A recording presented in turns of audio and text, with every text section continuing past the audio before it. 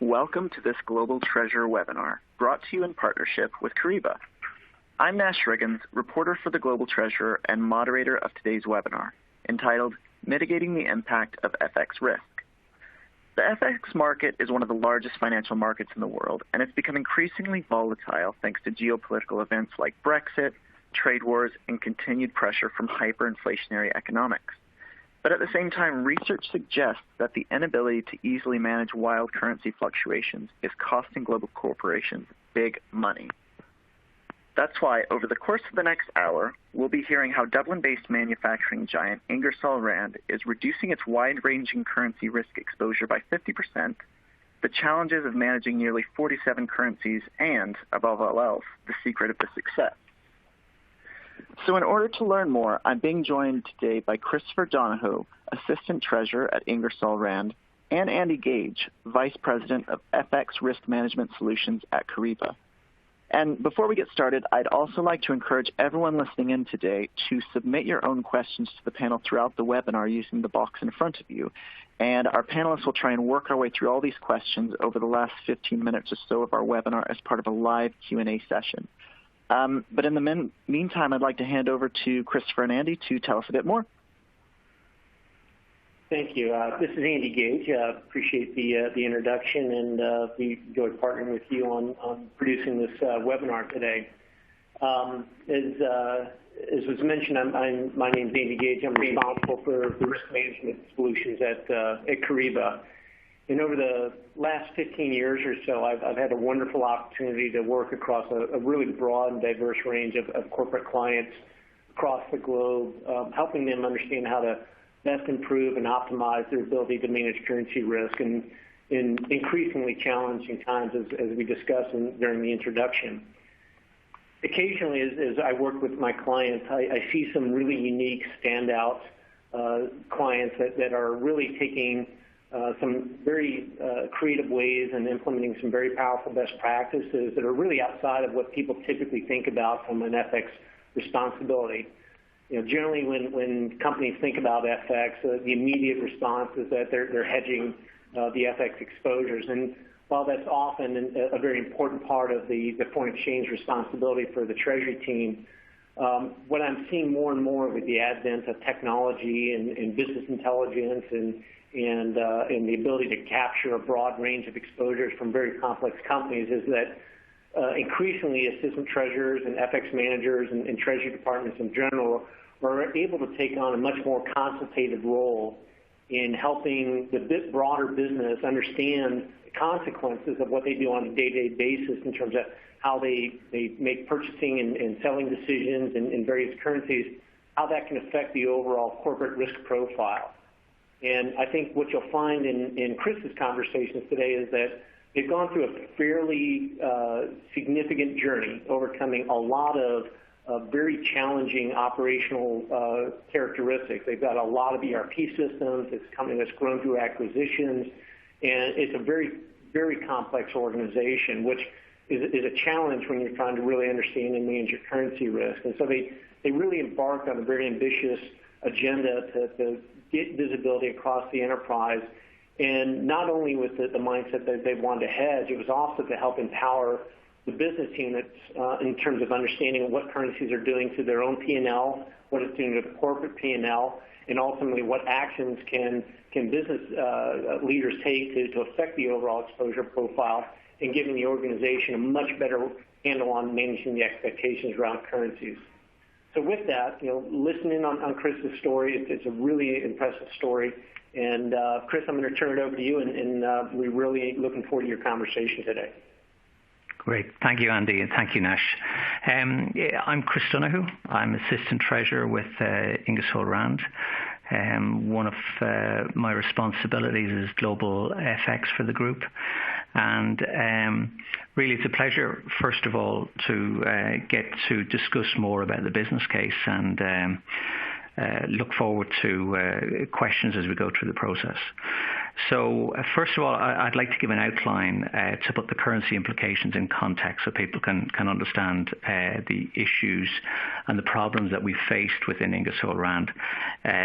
So just to give you some of the background on that, Ingersoll Rand itself, it's a diversified global company that's headquartered in Ireland, as Nash had mentioned earlier. It is a world leader in creating comfortable, sustainable and efficient environments in homes, building, transport and industry. So it's a 150-year history going back to 1871, and from a cash flow and a currency perspective, we're generating revenue and cash primarily through the design, sale and service, so really a seed to flower perspective, but across a diverse portfolio of products. I'll show you some of those in a moment, but there's brand names there such as Ingersoll Rand, Trane, Thermo King and Club Car. To give some key facts as well about that, Ingersoll Rand itself has had continuous listing on the New York Stock Exchange since 1906. Revenues are in excess of $15 billion. We've employees in excess of 50,000. And from a dynamic perspective, we've more than 56 manufacturing sites and sales in 100 countries. And that generates transactions in over 47 currencies, which will kind of give a kind of context for the volatility that we have. From a hedging policy and a hedging consideration perspective, really we've driven, especially over the last few years, a development of technology for greater visibility, and we'll discuss that in more detail today. But without the visibility, it was very difficult to have any effective process in place. You can't hedge what you can't see. So we really drove down a strategy of global quantification and management of exposures. It wasn't something that we found effective to deal on a piecemeal basis. We really needed to capture the full global picture to be able to make the right decisions, to be able to understand where there's natural hedgings, where the flows are, and to create a procedure that we could put in place across the business globally. It's one of the key requirements that we wanted to change was that we wanted to be a centrally-led FX management, but with a high focus on business partnering. And before we worked with Andy and the team in Kyriba, it very much was a corporate FX function. It was a function that didn't have the visibility, and therefore it couldn't really understand the root causes of what was causing the FX implications. It wasn't really able to therefore help the businesses resolve any matters, and it was more a corporate perspective, hedging distributions, hedging loan portfolio, and some of the larger treasury-driven aspects, but not really impacting from a business strategic perspective, which is what we wanted to get to. So for us, visibility and quantification of exposure was key. Understanding the underlying root cause was key. Becoming a strategic partner with the business. And we needed to do something to address that. So just going on to the types of products we have again. So it's a diverse range of products, as I mentioned earlier on. Some which are can take months to build. Some which are very not in a way commoditized, but if you take a look at the Club Car perspective, it's a much different cash flow and FX volatility than if you were generating something like one of our Centrac machines or one of our air conditioning products that would be involved in a whole building design and implementation, such as an airport or anything like that. So we had to deal with that, and we have to deal with the flows from the manufacturing process, flows from the time it takes to bid for some of these large structural projects, to the flows that's involved in the difference between selling some of our refrigeration units to selling some of our large industrial compressor type machines. So what was the real problem that we had, and what was the real legacy state? Why couldn't we see where the FX exposures were? Well, I think like a lot of companies that I would have worked with and spoke with, as well as having a portfolio of products, we unfortunately also had a portfolio of ERP systems that came with a lot of the acquisitions that we had, and a lot of the legacy build-up of businesses over time. So within those various different ERP systems, they also had varying capabilities. Some, for example, could only book in functional currency, and some were more cumbersome to try and break out the transactional side of aspect. And really, when you have a look at some of our consolidation tools, we're just in a dollar functional perspective. So while it's good to understand from a business perspective, from an FX analytical point of view, it just didn't give us any of the insight that we needed.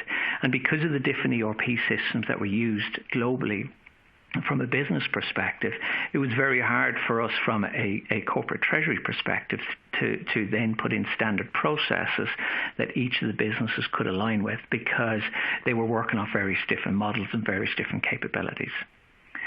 The other issue that we had was that without visibility, we really were reactive in nature than proactive in nature, meaning that what we used to have to do was wait and see what was being booked in the P&L on a monthly basis. And then we would go in and take the biggest ones and try to break those down with the entities to see, well, what drove that. And in a lot of cases, a lot of monetary assets are mapped on a mark-to-market basis. A lot of the ERP systems will automate the mapping of that. And it's very hard to see when you have such a variation of ERP systems what the driver of those were. Plus, as well, we had the issue that a lot of the controllers didn't really have the same understanding or appreciation of the FX element of things. So it was a hard process when you're going out to say, can you let us know what the driver of exposure was? And we needed to change that. The other thing was, as I mentioned earlier on, the consolidation tools were only able to provide functional currency. And so as we went out to the businesses, we could tell what their monetary assets and liabilities were, but we couldn't break them down by currency. So therefore, it's very hard to see what was trending and what was really the root cause of where the exposures lay. That was something that, in the type of environment that we have, where you've global manufacturing sites, you have global markets that you're taking care of, it was very hard to see month on month. So eventually, if we take the process that we used to have, we look at the management accounts, we'd have a look at the key impacts of P&L. We'd go out to those entities and try to understand what the flows were. The problem is that month on month, once we resolved what happened last month, it doesn't mean that's what's going to happen next month, because we were only looking at a large holistic level rather than getting into the weeds of what each of the sub-ledgers and therefore the key drivers were. So without the visibility of that and understanding what the key drivers, being able to get the trend analysis, we weren't able to deal with these types of business restructures. So manufacturing moves from one location to another location, and we acquire a business, we open a new market. All of those kind of things were completely unable to address those in advance. And that's something that we would have now. If we're looking at a new market, we can tell what assets and liabilities will move and what the impact could be, and we can forecast that to preempt what the exposure could be from an FX perspective. And therefore, like what I said earlier on, is that we were really a corporate hedging department. We were just hedging the limited exposures that we seen on the balance sheet, which was things like intercompany loans, or when we'd look to do distributions, contributions, and things like that. And as a 150-year-old company, we obviously had a lot of legacy processes. And one of the areas is that it's if we're not able to go out and help the business and be a real partner with the business and understand where their flows are, and therefore what their strategy should be to minimize the FX impact, they're not really able to, or they're not tending to go back to ask us further questions because we've limited insight into what they're doing. So it becomes a snowball effect that as soon as we start understanding the business, we start helping the business, they start coming back to us looking for additional insight into different activities, and therefore you start the real business partnering, and you move away from a lot of the legacy processes because you're starting to address new areas. So that was the state we're in. I don't think it's very different from many companies in that state, and it was either a case of continuing to go that route or looking to do something different. And that's where we worked with Andy, and we worked in the team in FireApps to be able to see, well, what is it that can give us that insight? What is it that can give us the visibility? And so when we started having a look at the analytical capabilities of the business, of the FireApps, we started saying, okay, here's what we want to do. We really want to focus on our balance sheet exposure. We really want to see where the flows are happening. We want to understand the business and really be able to go back to the business to be able to see what the key trends are and what the impacts are. So that's something where we needed to understand the net asset position by currency, and we wanted to be able to slice and dice the information. We do need to know as a group, but we really wanted to get it down into the businesses and be able to work entity by entity to see where the flows are and what the impacts are. We wanted to understand as well, from a P&L perspective, we want to understand the EBITDA side of the business and what the impacts are there. And again, slice and dice it. We wanted to be able to have FireApps acts as a kind of straw man for us to cross-check what we're booking into an ERP system. Again, a lot of ERP systems are going to automate some of the mark-to-market each month end, and we wanted to make sure that we'd cross-check that they were correctly done. And to make sure that what we're recording from an FX perspective, we can stand over. The value at risk was something that we also wanted to be able to address, because we wanted to have a variable FX policy. We didn't want to say that 100% every entity has to hedge any asset in non-functional currency that's over X amount. Because in certain cases, if you have a currency pairing that's in a volatile currency pair, you may want to hedge a smaller amount than you would if you're doing a more stable currency pair. Or if you have a currency pair like dollar AED and it's pegged, you may not want to hedge it at all, or you may have a much higher perspective. So we wanted some kind of variation. The only way to look at that, and the only way to really look and see, are we really addressing risk, is to be able to quantify it from a VAR perspective.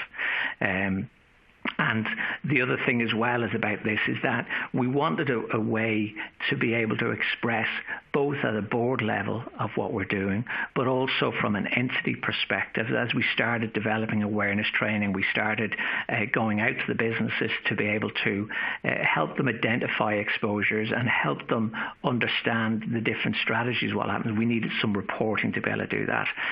And that was key for us to be able to react quickly, is that we didn't want to go into what for us was an ineffective process, taking the management accounts and then spending 3-4 weeks or 5 weeks trying to understand what the noise was, only to find out that by the time we found out the answer, it was too late and everything had moved along and we were starting all over from scratch. So we needed something that was able to get into the weeds, able to clarify what the exposures and the root causes were, and able to develop the reporting that we could go out to the various levels, from senior board members right down to the business levels, to be able to explain the results of where we're going and what's happening and why we're looking at certain strategies.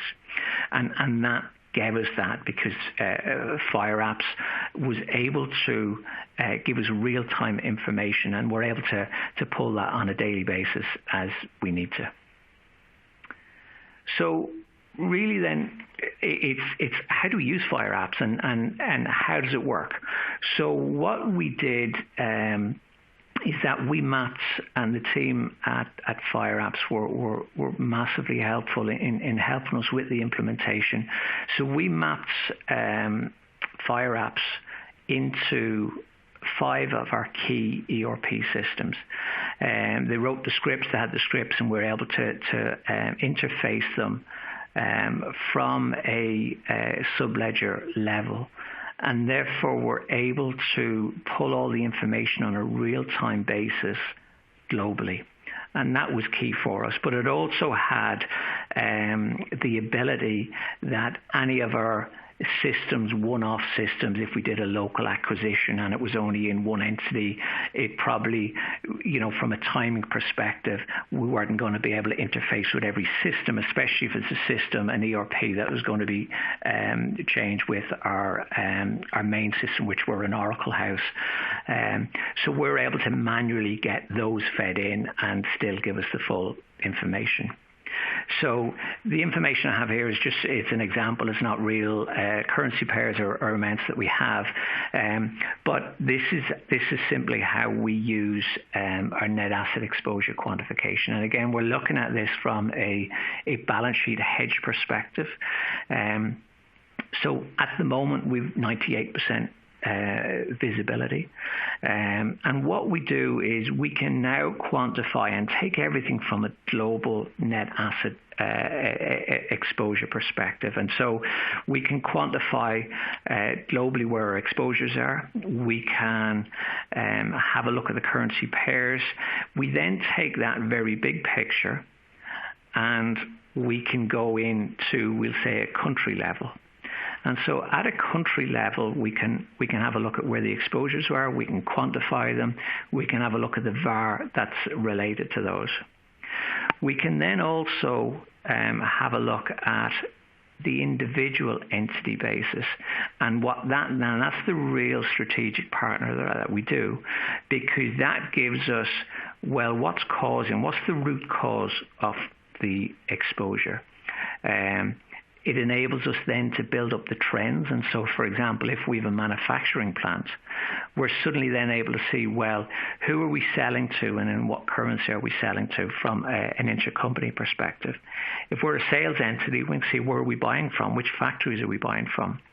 And that way we can build up the trend analysis. We can then work with a process now. And again, this tool from Kyriba has enabled us to have a window into the businesses. And around that is enable us to build a process so that on a regular basis, say on a monthly basis, we're going to go out to the businesses. We're going to say, here's your trend. Here's where the drivers of the exposure is. Here's what you're seeing that you've booked at the moment.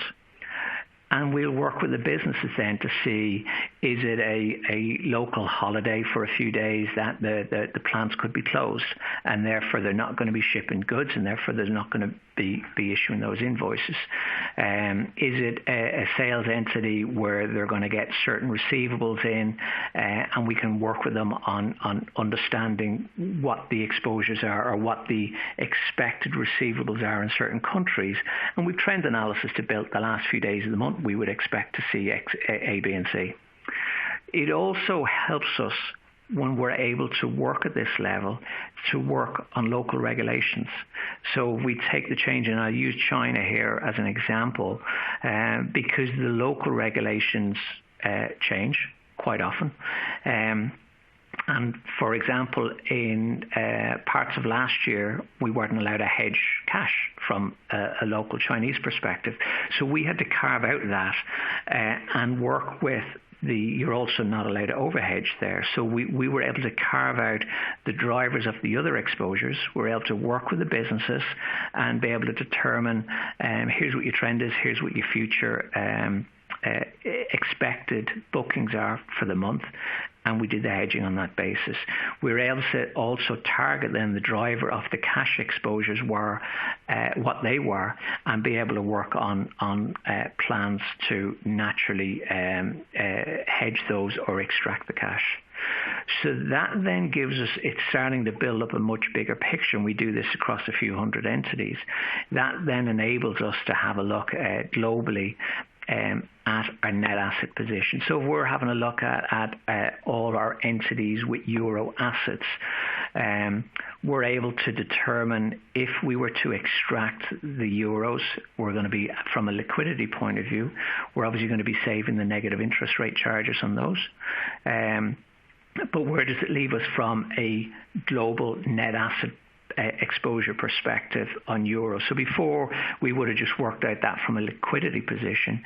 Now we're in a position that all our decisions are not only from a liquidity, not only from a business strategic perspective, but from an FX perspective as well, from a global perspective. So the picture that we can create can be split in a number of different views, and from that then we're suddenly now, instead of asking the entities a blank question and saying, well, what where are you getting the impact in your P&L, which is sometimes a very hard thing for them to do, we're now presenting them with a picture every month that gets richer and richer every month, and we're able to say, here's your driver, here's your assets, here's your liabilities, here's where we think that there could be movement, can you validate?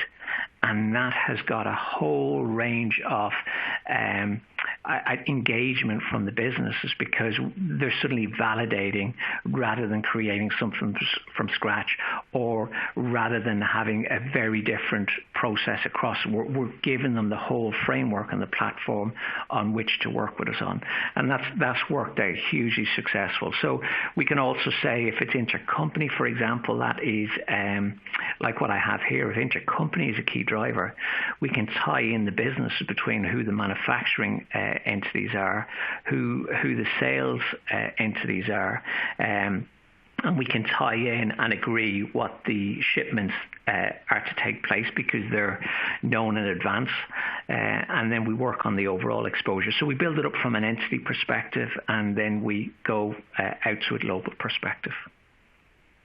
Okay. On that point there, on that point, as you've gone in and provided deeper insight for the local business units, it's obvious that that's helped them become more aware of what's happening in there and building a better framework for understanding not only what's happening but what could be happening. Has it also had the impact of changing some of their decision making around things that could affect and shape the exposure above and beyond just trying to explain what's happening or what could happen? Absolutely. Yeah, absolutely. And that's something that, because we've been able to build a framework with the business, we're able to present to them every month what the picture looks like at that point in time and what the trend has been. They're a lot more aware of decisions that otherwise they, possibly we've had instances where intercompany teams are just booking what's in their books. A lot of the intercompany shipments would have been booked, say, workday 1, workday 2. So we're working with all the different functions now to say, well, actually, all your shipments out that go to this country and this country have an impact on FX. Can we change the booking process so that you're booking, rather than leaving until booking things in workday 1 or workday 2, because that was a legacy process, can you book them earlier so that we can actually include them in our analysis of what we're doing. And so we've changed the mindset because people are a lot more aware. We've also, where before the manufacturing plants would ship but not worry about the FX because they're focused on the manufacturing, and it's up to the accountants to worry about, well, where is that going to be booked and how is that going to be booked? It's up to the sales guys to understand what currency is going to be booked in. And it was connecting, it was the catalyst that connected the different functions so that they were a lot more aware of the impacts of what they were having from an FX perspective. And that was never there before because we never knew the drivers, so we were never able to highlight, well, actually, if any of the sales from this region to this region, we need to know about them in advance. And it's created that platform to be able to have a playbook to say, well, actually, there's that awareness now that I know if this happens, well, I need to let Chris and the team know because it's going to have a material impact on their overall exposure. That has been a real catalyst into changing the mindset at the entity level and at the functional level, rather than just saying, well, we want to get these shipments out and not worrying about what the impact is. So they're able to plan, and we're able to bring that in from an intercompany perspective as well.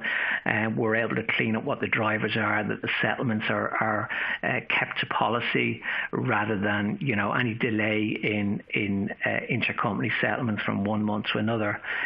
Before it was more a case of that's a financing decision. Now it's a financing decision, but it also has an FX impact. So how do we capture all of that in advance? So the awareness is a lot more there, where before it was a case of reactive to whatever was being put down. Now a lot of the functions are not only aware of what's being put down, but they're also aware to let us know so that we can take that into consideration.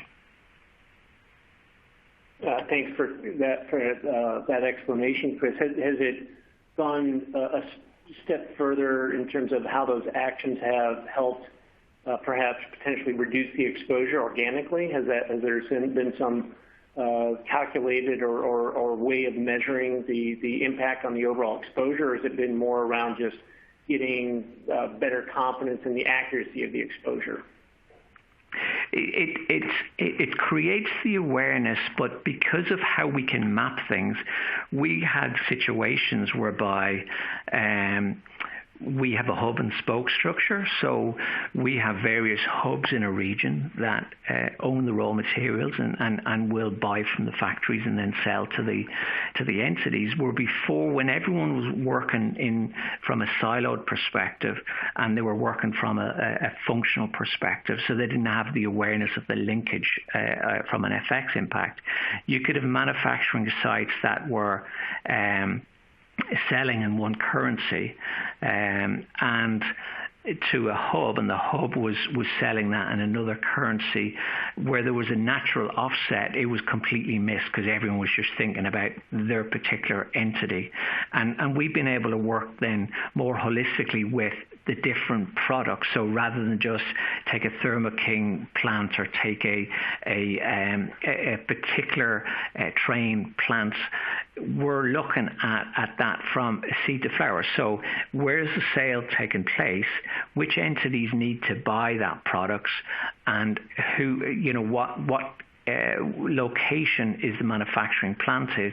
Where is the cost being generated? Where is the cost being generated? Is it a plant in France, which has a lot of its costs in euros? Is it a plant in the US that has a lot of US costs? And where is the end product being sold to, and through which entities? And so we're now able to map those flows and be able to say, well, actually, it makes sense if you invoice in this currency from a product perspective, rather than previously you may have a controller that's just working from their own perspective. And that's the business partnering that we've been able to generate. And we've also then been able to have a look at even simple things like the process from how we invoice and who we invoice. At different countries would have different regulations about what currency that, like in Russia, regardless of what your invoice is, a Russian entity to a Russian customer is going to be settled in rubles. And in many cases in Russia, you can invoice in whatever currency you want, but the Russian entity or the Russian customer is going to settle in rubles. So we're having a look at those intercompany flows to see, well, it's not just about what currency the entity is buying in and selling in. It's also about at what point does the customer order go in, so that as we can reduce the time frame between when the customer is giving a ruble rate to when the Russian entity gets an intercompany ruble rate, we're narrowing the time frame of the exposure existing, and therefore the cost of hedging with the cost of carry is a lot less. So we're working strategically to have a look at that seed to flower perspective and see, is there a way that we can reduce the time that the exposure exists in how we fix the price with the customer. At what point does the customer get a fixed invoice? Is it on order entry? Is it on goods being delivered? And so on. And that way, especially in the countries where there's a high cost to carry, it's not only about hedging and taking the cost of hedging. We want to make sure we're reducing the price to the customer and not having a lot of these overheads. So we want to narrow that time frame, reduce the cost of carry, reduce the price of hedging, and therefore reduce the overall either margin that we have and hopefully the price that the customer gets. So it is having a huge impact on how we're dealing with the businesses and how we're dealing with the entities. I appreciate that, Chris. And I think as you finish that point off, before we move on to the next one, for the audience, one of the things that we get a lot of questions about is, what does FireApps bring to the table with the Kyriba partnership here, becoming a part of the Kyriba business.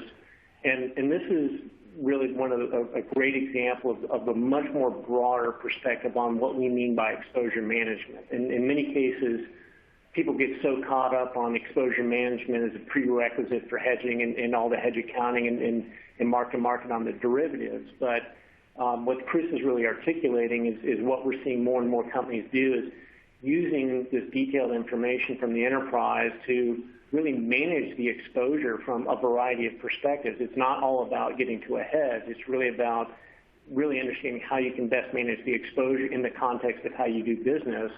And some of the changes in behavior can purely be done through, as Chris is indicated here, through creating that awareness of the consequences of what people are doing in different currencies. And that can have a dramatic shape on the exposure as well as the risk and the cost of managing that. So I appreciate you drawing that point out, Chris. So why don't we go ahead and carry on for the next subject. Okay.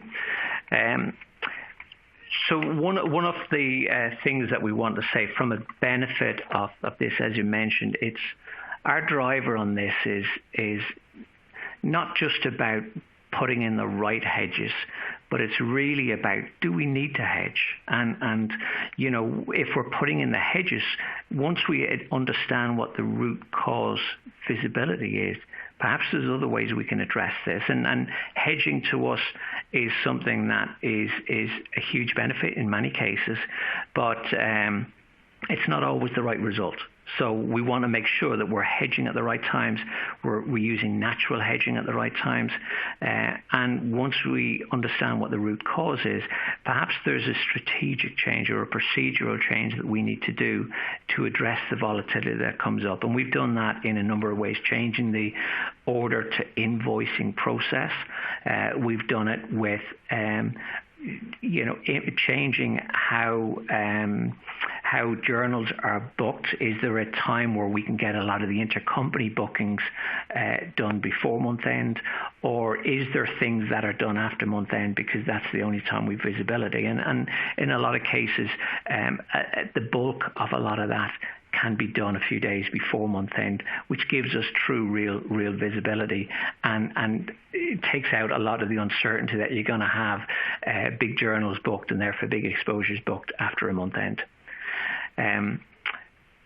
So the big thing for us is that despite all of the different issues that will continue to happen, and that's part of what we like in Treasury. It's part of the reality is that market volatility is going to be there. It will be there next year. It will be there in 10 years. Now, whether that's a trade war, Brexit issues, political unrest, anything to do with the changing in the economies, regulatory changes, we have to deal with that. And the only way we felt that we were effective in dealing with that was to having the visibility first and being able to quantify what the risk is and what the risk factors are. And then as we get in, whether that's legal entity changes that we're making, whether that's external market forces that we're changing, it means we've got some understanding of where the impacts are, and we're able to address that. And so to do it with the results that we've got so far, as I said, we've 97% real visibility, group exposure. The big benefit that we have is with that visibility, not only at a group level, we're able to work down at a business level. And because now we're working with the businesses, they're also saying, by the way, now that you've managed to reduce the exposures on here, we've got a customer, we've got a project that's coming in, and we've got, looking at, we're buying from this plant and we're getting invoiced in this. Should we have a look at changing? So suddenly the questions are coming back, and there's that engagement because they feel that we're providing real value. And for us, as a corporate function, the fact that we're involved in more a strategic partner, that to me is a success of the operation that we have, that the businesses think we add value to what they do. And we're continuing to get new cases coming up, such as Russia, as I mentioned. We've got, various other cases as you go to Latin America, Asia. We've done a big push with the visibility that we've had over the last 12 months. So that's enabled us to significantly reduce exposures there. But also, as I mentioned, we're partnering better with the businesses because we can see the visibility, and because we break it down by asset and liability type, we can also work with the banks on putting in effective hedging structures despite the change in regulations that continually take place in the region. So we're able to keep on top of those, and we're able to hedge with confidence that we're not going to break any requirements. So the global risk quantification and trend analysis, we've been able to present on a regular basis to the board to keep them up to date of what we're doing, what we're addressing. And despite issues like Brexit and things like that, we can quantify what the impact is going to be for us and what we need to do to address that. As we mentioned at the start, the global reduction of risk, we've been able to achieve over 50% on the last 12 months. And that's based on a VAR analysis using 99% confidence on a 30-day basis. The catalyst that we've had from use of Fire Apps has enabled us to put in place that process to get the engagement from business and have a standard across from a global perspective. We have a few hundred entities that have varying levels of volatility from an FX impact, but we're able to put in a standard process, and we have to be able to manage these on a real-time basis every month. We can't have it that it's every entity is a different structure. So we've got a global process in place, and we're able to work on standard awareness training with each of the controllers across the regions. And we're able to in a real-time basis, go back to them with analysis after month end to say, well, actually, we were expecting this, we worked you on this, but I see that you've also had movement in either trade receivables, into company payables, company allocations, or whatever the case is. It's a proper in-depth conversation that we're able to drive. It's not just a pull strategy. It's we're giving them something to work on and to build on for the following month. And as I said, the dashboard presentations then, it's given us the confidence to be able to present to the board, keeping them up to date with where we're progressing, where we're developing. And as certain market volatility has come about with Brexit, with trade wars and so on, we're able to quantify that volatility and where the exposures are and how we're addressing it to give them confidence that we're managing the risk. Thank you for that, Chris. I think it's a really comprehensive story, and obviously having been a part of this since the inception, it's been great to see how far you guys have come and really the change in the nature of how you guys have thought about FX. So appreciate the investment and the effort and how you described that today. So with that, I think we're ready to shift over to the Q&A section. So Nash, do you want to pick it up from there? Sure. So we've had quite a few questions come in that we need to work our way through. And the first question we've had is one of the members of our audience has asked if the Kyriba FX module is as robust as FireApp.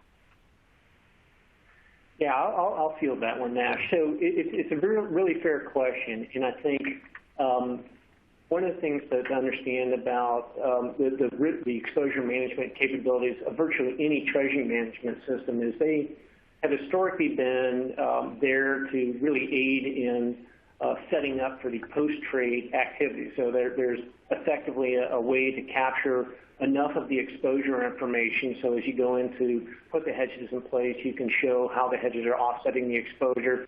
And then from a hedge documentation, if you're looking for hedge accounting, can have something where you can tie back the derivatives to the underlying exposure to ensure that you have hedge effectiveness on that. But whether it's Kyriba's FX module or other TMS modules, there's really nothing else in the market that takes a much more holistic view of how to examine exposure. And so that's what made the partner and the marriage between FireApps and Kyriba such a logical extension of the Kyriba FX capabilities. As they were in the market, we often integrated with Kyriba to do a lot of the front-end work that Chris just articulated here, and then ultimately integrate with the risk module. I think over time, what you'll see with the Kyriba risk product line is that the lines of distinction between where FireApps begins and ends and where the Kyriba risk modules begin and end will blur. There'll be a much more unified user experience. There'll be a much more unified sharing of information. So it really becomes seamless from exposure capture all the way to accounting and reporting. So I hope that answers the question there, but I appreciate the question. It's a good question. Nash? Thanks, Andy. Chris, we've got one for you. Someone has asked, what's the number one business benefit that you now see as a result of FireApp?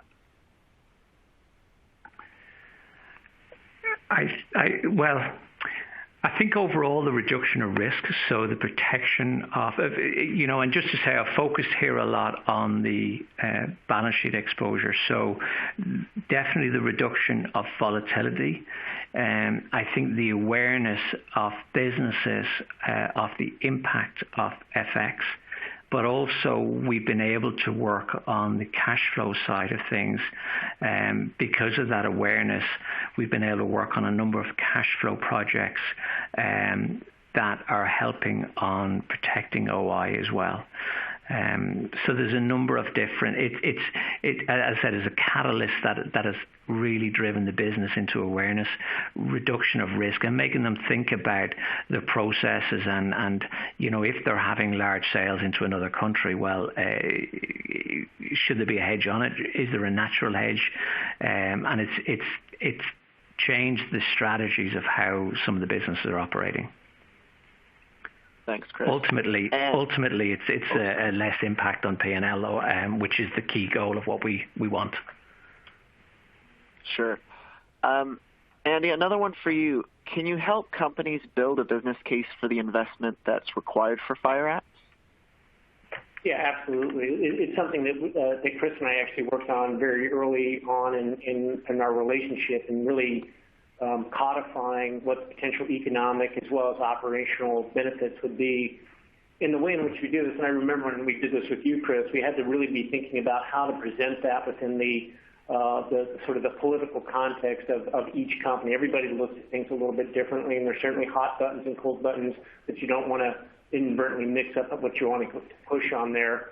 But we have a very rigorous approach, and with Kyriba, they have a much more comprehensive team here, and in fact, it's an entire team dedicated to what we call value engineering, where they'll not just look at the consequences from an FX standpoint, but they'll also look at it in terms of what does this do in terms of overall impact on business performance, and do it with the mindset towards benchmarking against your peers. So we can certainly fortify the business case for anybody that's looking to justify investments in this area. And I think it's actually a very timely question, because as we head towards the back half of the year and heading into the budget season, a lot of companies are approaching us right now wanting to make sure that they can carve out the budget for this type of activity in the next calendar year. So if anybody has an interest in that, we can certainly apply a lot of resources and a lot of models to help them justify the investment in something like this.